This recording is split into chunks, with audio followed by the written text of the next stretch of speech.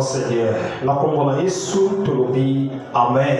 Amen. Tika nzambe a pavola yo na butu alelo. Amen. Amen. Alors, tozoleka na prédication. Tolingi tolobela thème moko eza important.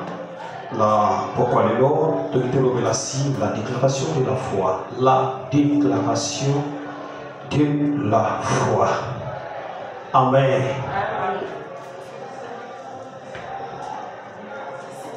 Premièrement, Dieu bénit Dieu. Naoya sali peoya pesi mokola lelo. Asabalamu. Je pense que communiquer pesamaki mobandeko yo baso pour moi quelque chose pour que ça va moi liberté de l'esprit, payer un commerce de manière qui va bouquer quelque chose pour tous en attendre beaucoup. Les alliés importants ma casse. Alors, et là, Dieu se zala kanata monango, tokomi natango ya nzambe. Amen. Alors, tout le la thème moko est intitulé la déclaration de la foi. Je pense que tout soit quittant pour le qui si nengeni motako motambola nzambe. Nemeni mutakoki pour protéger Oyazali na yango totalisaki ba branche belé selon l'esprit de Dieu oyebaki comme mabiso. Amen. Mais le lot la déclaration parce que c'est important. J'étais emporté par la grâce de Dieu dans la déclaration de la foi. La déclaration, et c'est pour ça la déclaration, oui, pourquoi n'a pas dit pour ça la déclaration? Déclaration, est ma parole, oyebi makakati na biso, et ça a deux branches. Et qu'on a déclaré, likambo moko, parole moko, mais parole on a déclaré on a sens à ma bête. Alléluia. Amen. Mais tellement que le diable a atterrissé, le diable a su parole a jeté na moto yo peut-être ngai nazalaki na ye na ba mésattente to bandaki boyoka na te to mona makambo yo totala yo soki mbolo osilisango. Amen. Yo lobina yo parce que esprit moko est animé yo oloba na yo mais tango yo zoloba bato yo bazoyoka toyebi mitema na bango te. Amen. Toyebi misala na bango te. Nalingi nasire mutu mona tongo lelo mutu okozala ne confiance ezaka nzambe. Alléluia. Ezaka nzambe. Même baboti biso à des fois au monde après bigé yo mwana sahela ngani est na liaka mongo na yo. Amen. Motali peut-être non na muteyo kola sopesa nazo mekepe ko sala moi quelque chose mais arrivé dans circonstance moko même moboti a botio anié on ya sabo na yo yo posa reconnaissant que le soki na zaboye parce que moboti alesaki ngai moboti, atekisaki ngai moboti, ne abombaki ngai d'une manière tant que parent ya me permettre lelo na na bomoi. Alléluia. Alors tant tozobimisa maloba kati na biso toyebaka maloba ozobimisa eza na befe nango. Alléluia. Eza na befe nango. Befe ya likambo tobimisaka lelo ekoki komonana te, mais lobi bafruit baaction baréaction ya makambo oyo olobaki ekoki sami. Lelo mpe bakanga bato mosusu bandoki ye moko mpena na conscience na ye alike naza nanga ndoki te mpe nayebi te ke misala nini ndoki ya sala. Alleluya. Mais tellement ke ntango yo oyebaki koagi ozalaki monte na kanda, le diable a diembeli na maloba na yo abandi kotilize. Alléluia. Et puis tomona bato mosusu tellement lobaki maloba mabe, le diable ou ba sorcier balati même elongi ya mutu wana. Alléluia. Bake kolakisa na mutu oyo yazobundisa na mutu oyo yazofia. Alléluia. Mais yo moko penza osala mutamisala wala te. Moko pali très bien. Osapela mutamisala wala te. Donc un chrétien avant d'agir, avant ya kobimisa maloba, il faut qu'on lamba yango. Alléluia. Otala ba avantage ya makambo wana zoroba na ba désavantage yango. Avantage peut-être na température wana yo mone sengeli na agir. Mais otali ba désavantage te après le temps maloba wana ekoki ko produire nini na vie ya batu ou na vie ya motonga na lobeli likambo. Alléluia. On est la première position. Alors, la deuxième position, déclaration, et ça dit quoi annoncer. Et ça dit quoi annoncer. Et ça dit quoi annoncer du camboyo. Nana zana oposa na loba. Alléluia. D'autant plus il y a des paroles. Il y a demande, il y a des paroles dans la simplification, il y a des paroles, il y a lamentation. Il y a aussi des déclarations. Alléluia. Donc chaque parole, et ça dit na rôle nango, et ça dit pour jouer les pas dans nzamba, na moment wana, na circonstance wana, yo ça dit pour bomber là, osana posa ke nzambe, a répondre yo, osana posa ke nzambe, a visiter yo. Donc ça dit que tu es en train de supplier à Dieu conseil n'est pas avec beaucoup d'attention. Alléluia. Pour nous pas ya camarade, mais nous ça dit ce que je parle à Dieu, il fait cela lié tout d'abord dans la foi, dans la connaissance de la parole et puis dans la simplicité. Alléluia. Parce que nous avons reconnaître que mon Dieu il n'est pas un homme comme moi, mais il est d'esprit. Molimo ayokaka partout où tu salaka, partout où tu vandaka, partout où tu salaka, partout où tu salaka, nyonso molimo n'a pas de limite. Donc la prière, je peux faire ça. Dans la circonstance, je peux me mettre debout, mais je suis concentré et je prie Dieu dans mon cœur. Que nous allons répondre, c'est-à-dire j'ai supplié Dieu de manière que nous allons répondre dans les camps dans un pour ça et rapporter c'est-à-dire dans rapporter par exemple dans les sous les camps dans un pour ça ils ont ensemble il y a déclaration. Alléluia. Déclaration se fait connaître. Déclaration, c'est-à-dire qu'on dit là qui s'affiche. Nenge yo sali. Nenge yo sali nazola qui s'appelle Nzambe. Ça yo.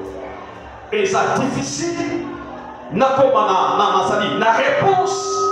Na komana solution. Na joyano. Na likambo na zanango posa. Alléluia. Nazo sala kaka ba déclaration. Ba mot ya déclaration.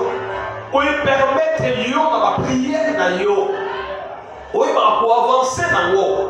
Et pas dans Nzambe. Et puis déclaration, et ça moko ya pour informer Nzambe. Litamo na zana on informer Nzambe na yé ça y est. Seigneur, problème nanga, litamo nanga. Sans yo, ce qui a agi, il ça litamo nanga te. Papa, et ça très difficile. Na vivre. Alléluia.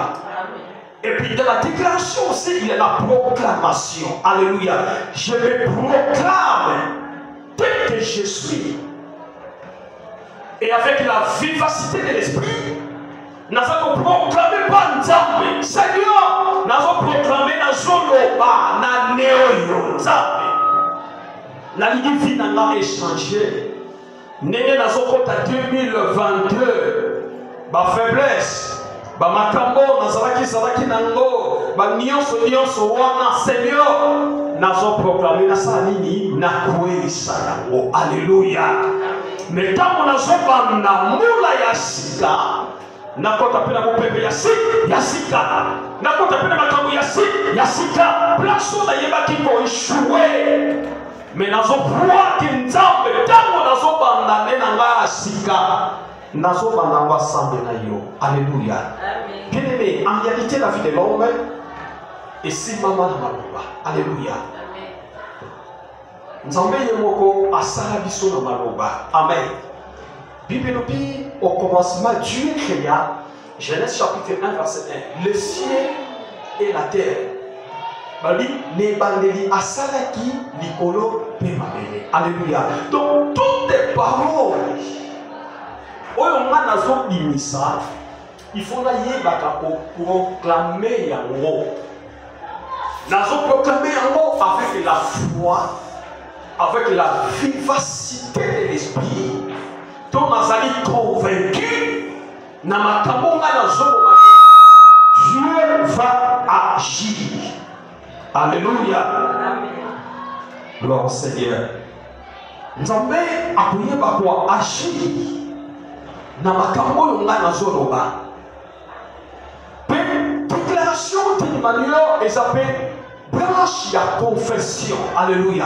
Donc nous avons confessé, nous avons proclamé, mais donc sur la phase il y a confession, c'est-à-dire nous avons confessé, nous avons vendu Nathalie fi nanga mobimba, ane mobimba, nene natamoli na Nzambe, étant qu'il est un enfant de Dieu, na monité, natamoli bena malamuté. Alléluia.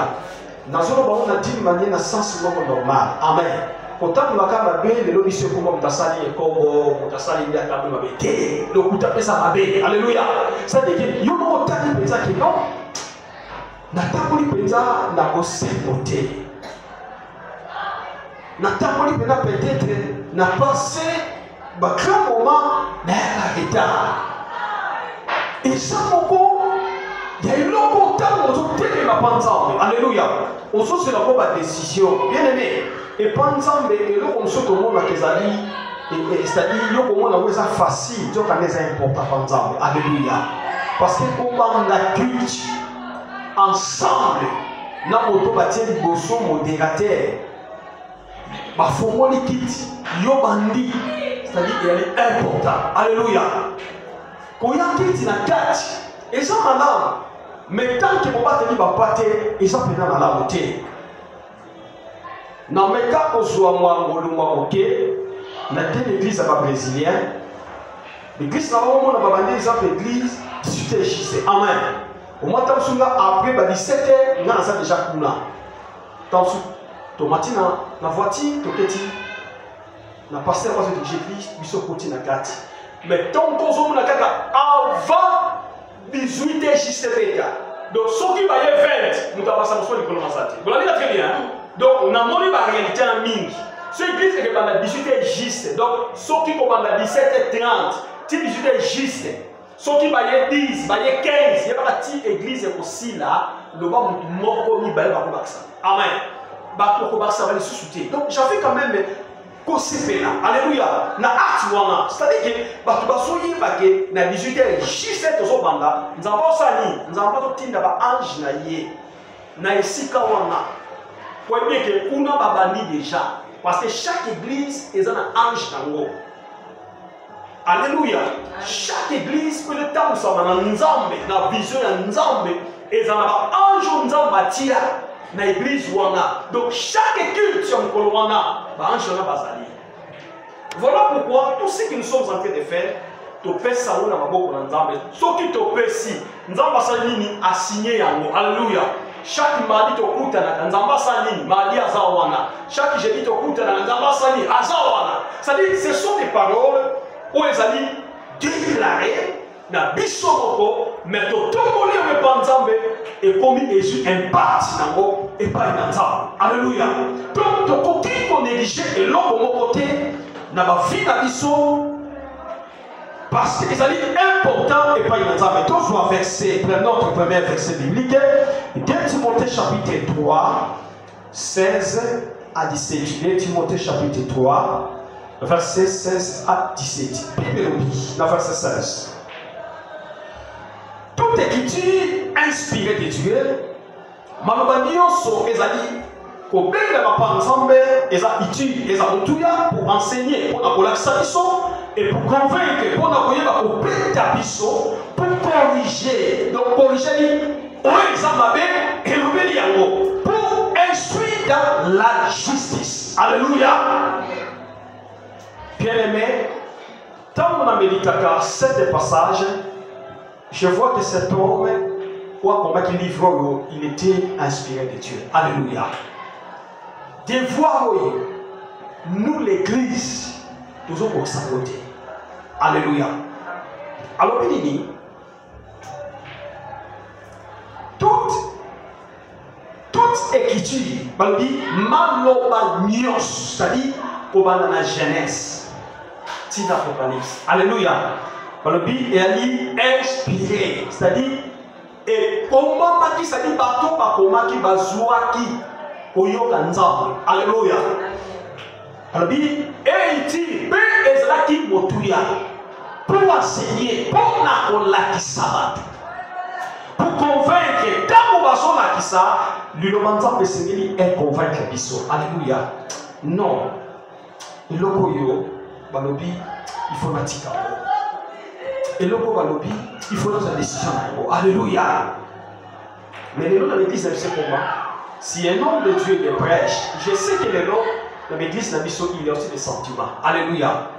Surtout, nous les pasteurs, nous sommes animés dans les sentiments. Donc, comment peut-on le mettre là-bas? Amen. Au terme, il faut que le mettre là-bas. Alléluia. Ok, le banzan, les amis, on va la alléluia. Mais dans le vrai sens, l'Ilobanzam, il a dit pour convaincre. Ce qu'on convainc, il a dit que mon client, mon copain, tant que l'Ilobanzam est bimakati naye, azapena l'Ilobo pasteur à l'obi, n'a pas ça que l'Ilobo. Alléluia. Alors, tant qu'on a ça que l'Ilobo, maintenant, qu'est-ce que je peux faire? Et ça problème que dans une décision, que Nzamba Sunganga, tant qu'il aimait toute décision, il faut qu'il m'en a pas Nzambe. Alléluia. Avec la miséricorde de Dieu. Parce que toi-même, nakoki koti ke loko te sans que loko panzambe. Alléluia. Nakoki koti ke loko te sepisakanga natikango facile. Il faut que la main de Dieu, la soutien de Dieu, et où tu as quelque part dans Nzambe et simanga et convaincre ngai na likambo sengeli ngana tika na likambo sengeli ngana décision. Bibelobi na simaton mutazozala convaincu et ils ont convaincu que mutu sengeli ezala corriger. Alléluia. Ça dit que tango na une décision likambo wana siko sengeli nanga pe na yeba eloko oyo mabe ona salaki cette fois-ci, nous avons le sous-spécialiste et Amen. C'est ça la vie d'un enfant de Dieu. Pour instruire dans la justice, et même ma biso na bosembo. Parce que la justice c'est un bosembo, et même mangana yo na bosembo na nzambe. Et l'autre est un mabé, ou est un malamu, est un malamu. Mais le lot, biso le combat, ce qui est le koyo, est un malamu te, baso le bele yango. Alléluia. Et comme non, bien aimé. Nana loba, na sera nzambe na sentiment. Amen. Tant na sera kanzambe, tant nazo prêcher par rapport à la pensée, ce que Dieu m'a donné. Amen. Et puis j'enseigne l'église. On va bénéficier pour la gloire au Seigneur. On va mettre ma gloire au Seigneur. Mais mon problème est que dans le j'avance. Parce que je sais que dans le temps, comment m'écouter, mais dans l'église. Parce qu'un jour, nous allons retourner. Je t'ai donné le temps de dire. Est-ce que tu l'as dit? Est-ce que tu as proclamé? Est-ce que tu as déclaré? C'est ça, le travail de péché. Il est là pour protéger, il est là pour garder les troupeaux de Dieu. Alléluia. C'est ça le message de Dieu. Dans le verset 17, afin que l'homme de Dieu soit accompli. Regardez-moi. Mosali na nzambe ayeba pour accomplir et propre à tout bon œuvre. Mosali nzambe akokisa oyo esengeli na misala ya nzambe. Alléluia. Bien-aimé, nazo proclamer, nazo ebisa moto moko na pokwa lelo. Oza merveilleux pa nzambe. Tout est par nous. Oyo binisaka kati na yo eza utile. Alléluia. Yango na lobaka to sala ba prière ya ba répétition te nele to yaka to répéter nzembo yo lobi peut to répéter nzembo prière eza ba répétition te. Alléluia. Prière ezali la pensée de Dieu, ton pensée c'est la communiquer avec Dieu. Quand tu vas communiquer avec Dieu, Dieu va t'élever dans un domaine même yoma ko moto boye o sambela nengo wana te o loba nengo wana te mais nzamba memi yo. Parce que tu as laissé ton temps dans l'esprit et l'esprit t'accompagne. Donc on ne met pas ensemble des réalités. Oh, ils ont vivre la bonne inayo. Les circonstances ont vivre, les paramètres ont passé dans la vie et tu vas agir étant que Dieu. Parce que Dieu voit ton cœur, Dieu voit la sincérité de votre cœur et Dieu ne peut jamais te laisser. Alléluia. Même si le nom du Cameroun n'a su en côté, mais j'ai confiance avec Dieu. Tolobi, on a lobby, et Nzamba koyeba kokokisa yango. Yango ça tout le monde a pourquoi les lots, Nzamba kokokisa maloba na yo. On nyonso yo bonne la kaloba, na yabi yango na kombo na Yesu. Alléluia. Faut akasi na maloba yo soloba, contact makate na prière na yo, contact makate na déclaration na yo, parce que la Bible dit tout est critique. Et ça dit pour la mission. Tant qu'on a fait Bibisa, tant qu'on a fait Yoka, et c'est important. Il faut l'apporter avec la joie et pas l'exemple et Dieu va agir étant que Dieu d'une manière d'une autre. Tous avec cette biblique, mon sous-sous, 1 Pierre chapitre 1, verset 20 à 21. 1 Pierre.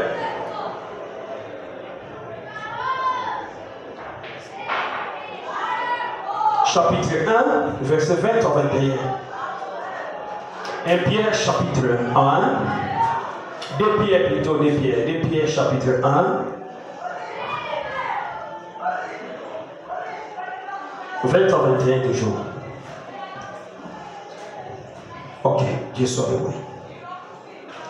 2 Pierre chapitre 1, 20 à 21. La Bible dit dans le verset 20, sachant tout d'abord vous-même qu'aucune prophétie de l'Écriture ne peut être l'objet de l'interprétation particulière. Alléluia. Bible dit, Pierre Azoloba, et Seigneur dit son motoyeba, Maloba nyonso oyo ezebimana ezali na Bible et ça c'est une prophétie. Alléluia. Eza maloba oyo ezali na ba effet nango. Eza ba réalité nango. Balobi ekoki kozala posa ya mutu moko te. Ya ye moko, c'est-à-dire ekoki kozala une interprétation particulière, c'est-à-dire que il faut remplir de l'Esprit de Dieu et tant pour interpréter parole de fait assaisonner la grâce de Dieu. Alléluia.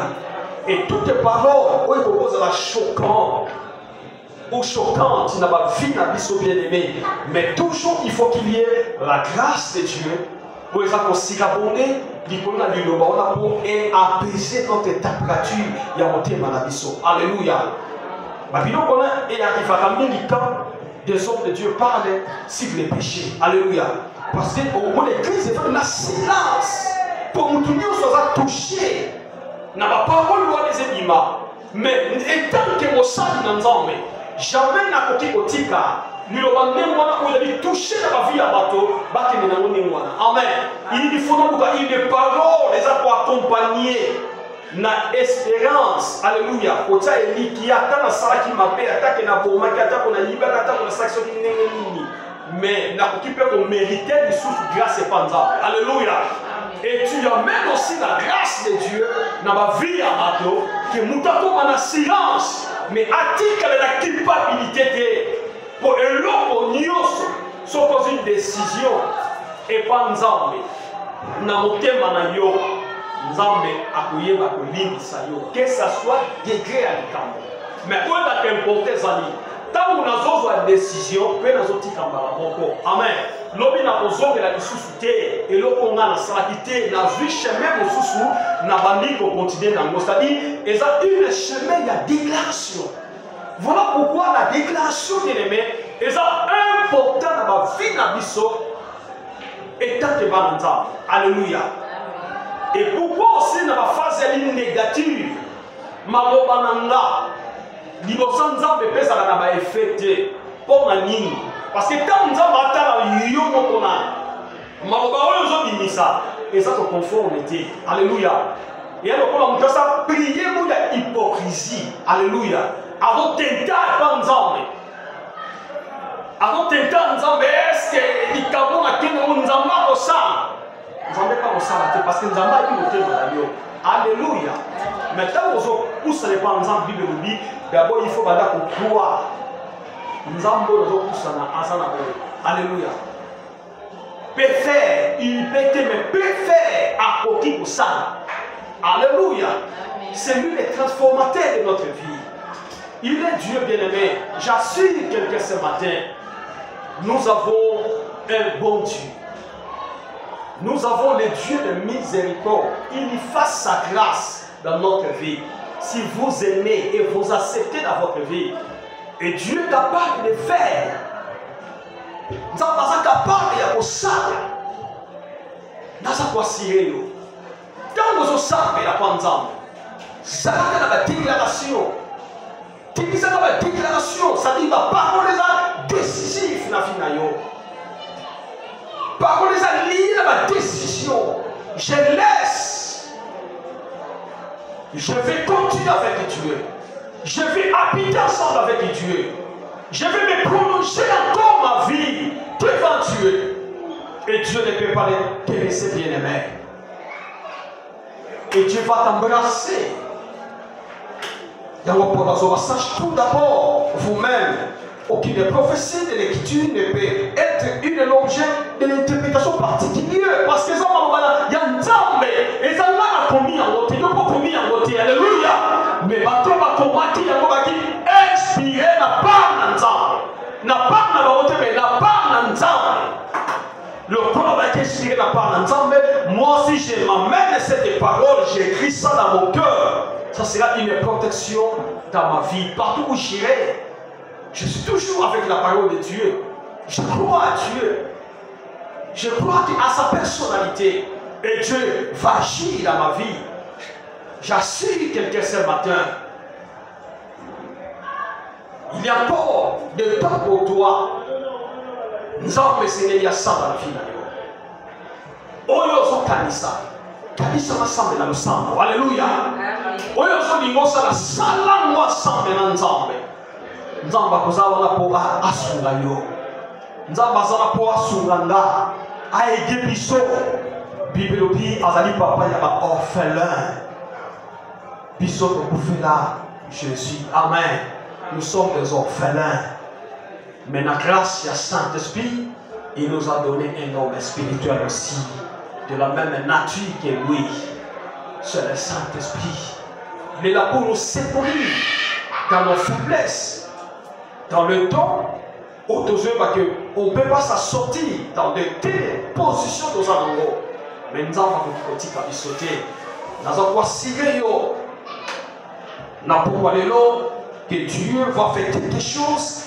de meilleur pour toi. Alors, dans les versets 21, toujours, on a de bien, car ce n'est pas par une volonté d'homme, mais par une volonté qui ne prophétie a jamais été apportée. Ezali n'a pas ça à monter, prophétie, l'itatoli, et baki pour mes mamans, mais c'est pas poussé par l'Esprit de Dieu que les hommes ont parlé de la part de Dieu. Alléluia. Bien-aimé, Nandia n'a pas tout, mais ce n'est pas poussé par l'Esprit de Dieu. Alléluia. Quand tu déclares quelque chose dans votre vie, ayez la foi. Alléluia. Parce qu'on ne peut pas faire la déclaration sans toutefois oser la moutoise liée la foi. Amen. Il faut que la moutoise liée la foi. Parce que la déclaration marche avec la foi. Amen. Je déclare à partir d'aujourd'hui, Banana Ngai, on a mis ici dans le chopon Ngai, et la papa Bouti, et la maman Boutinga, et la bande de Chloé Mouchopoko, Moutapoki pour bouger par rapport à tes foubakola. Alléluia. Bien-aimé, quand tu déclares avec la foi que tes paroles soient protégées. Nous avons passé mon tout des fois, nous sommes boss à la Kayango. Alléluia. Tu bosses dans la canson dans la vie na biso. O déclaré, oh yanga na bimisi. Neli ke na otama na muntu. Mais nga pe na sali o yanga muntu na lolenge na nga. Lokwa na sali ya bimi. Na ba organique na nga, asa ya nga. Mbana oyo bakokufa te fo bakoma na âge moko plus avancé. Ou ils ont âge moko muto muli pe olemi vie. Alléluia. Soko ni ngomona makamwana na bato déjà bakona ba 80 ans. Alléluia. Ayebo commencer na nzamba. Que na début ya kokiki polo so mo. Alléluia. Ça dit que ça dit à vivre. Goliath on a la qui a sali nios mais a comme ko nous dépend nzambe molimo na ye et que ne kopemba. Il se sent ou elle se sent à l'aise de vivre encore. Bien-aimé, faut y avoir pour là, faut y avoir pour déclarer na vie na yo kolonga na kokufa boyete. Alléluia. Place bato bazo kufa kolonga na koleka. Alléluia. Place bato bazo kufa l'épidémie kolonga de simangate. Sokoza mutoyo attendre la déclaration oza mutoyo aza un visionnaire. Alléluia. C'est-à-dire il visionne de loin de sa vie.